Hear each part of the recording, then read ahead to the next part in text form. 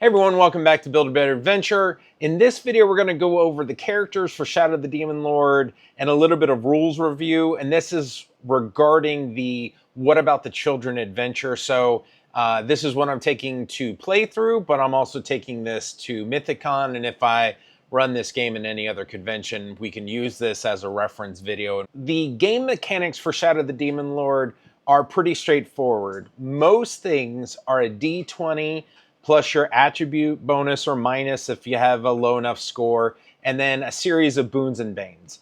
When you're rolling the boons and banes, you take D6s, and it's always the highest number that you apply, either as a boon, which means you add it, or as a bane, which means you subtract it.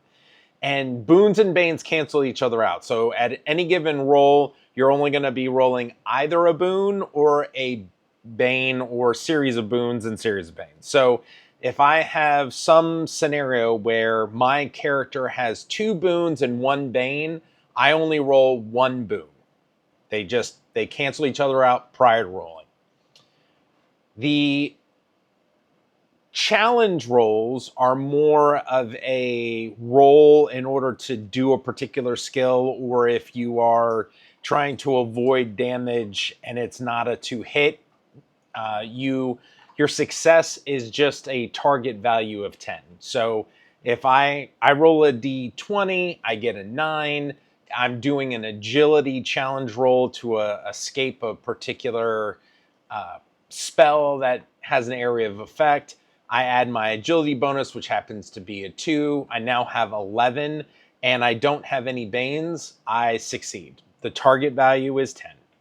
Now, we adjust the target value for challenge rolls. Let's say I'm trying to do a perception, but the thing that I'm trying to discover has cover and I can't see it fully. You adjust based on adding banes, for instance, in order to make it more complicated, or adding boons to make it easier. If you can understand this part of Shadow of the Demon Lord, this is 90% of the rolls kind of fall in this realm. So when we're starting to look at characters that I have pre-generated for What About the Children, they're all second level. I have 9 character options, and I try to run between 4 and 7 players.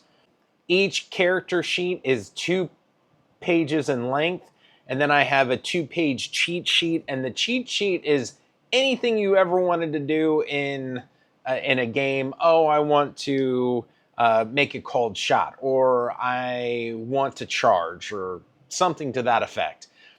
It lists out all the things that you can do, and then what are the boons and banes that you apply to it, but it's more generic. It's not really about the character. It's just all the things you can do in the system.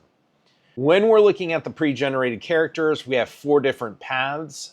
That's warrior, priest, magician, rogue. Because we're using, in this particular game, uncertain faiths, some of the priests have variances like based on who the deity is. And then we have 4 different ancestries, and that's human, dwarven, goblin, and changeling. And those are the ones that I have for these particular pre-generated characters.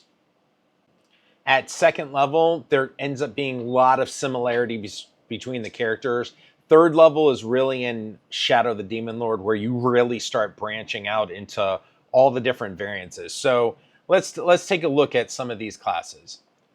Similarities on the warrior. So this is kind of an important just thing about the warriors. You add a boon to every 2-hit roll. Every weapon does 1d6 more damage. All of that is listed out on the character sheets. But if you critically hit, you add another 1d6 to damage. So in order to critically hit, you have to roll over 20. So that's the d20 plus your attribute bonus plus a boon. If in concert with one another, that's over 20. That's part of it. The other thing is that you also have to have 5 over the opponent's defense or whatever thing that you're attacking. For warriors, it's primarily the defense.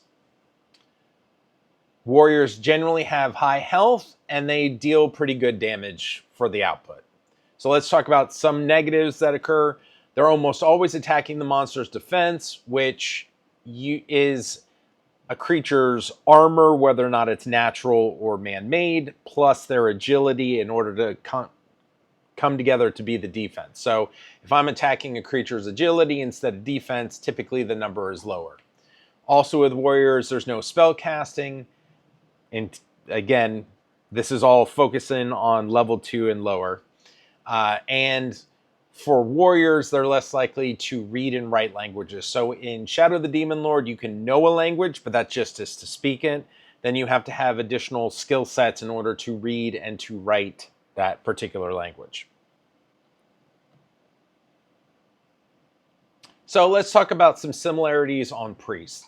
The big thing about priests is that every turn, they can pray for someone or yourself and get a boon for 2 hit or challenge rolls.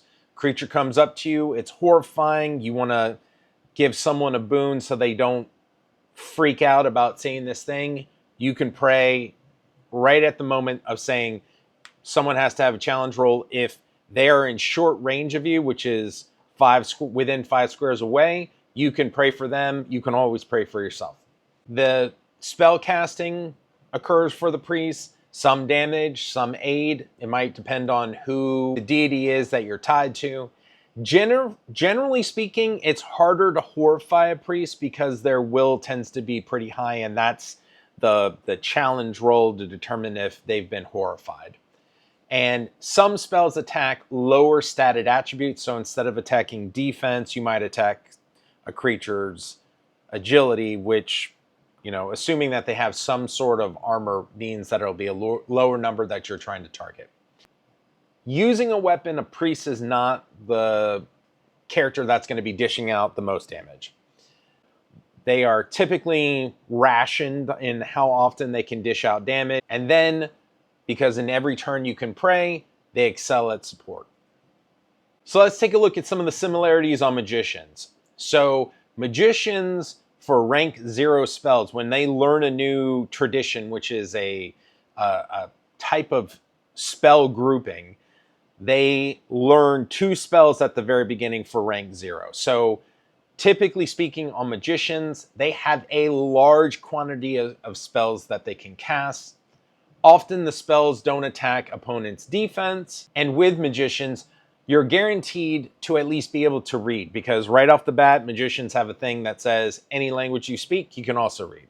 When we look at the negatives on magicians, they typically have lower health, and because the healing rate, or the amount of health you get back when you are healed, either through a potion or spell, is based on your health amount divided by 4, it means that they heal for less in the game as well. And they typically have lower strength, so they typically have a less constant defense.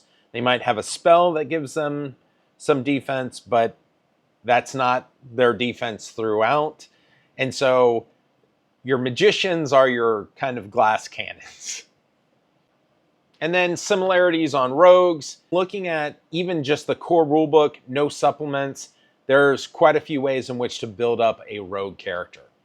Now, the negatives and why I only created one character who's a rogue in my pre-gens is that way more finesse is needed, and you have to remember all the things that make you variable for boons and banes and how they get applied.